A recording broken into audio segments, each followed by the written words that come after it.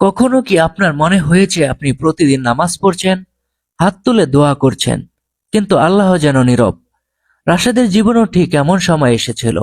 সে ফজরের নামাজ শেষে মসজিদের এক কোণে বসে থাকত।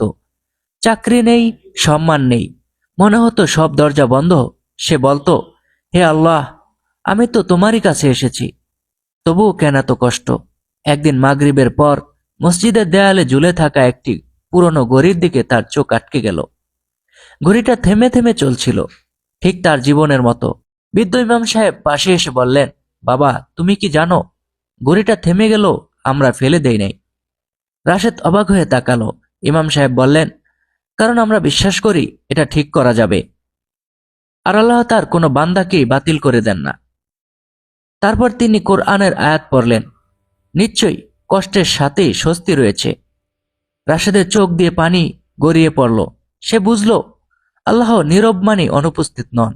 আল্লাহ দেরি করেন, কারণ তিনি সবচেয়ে সুন্দর সময়টি বেছে নেন।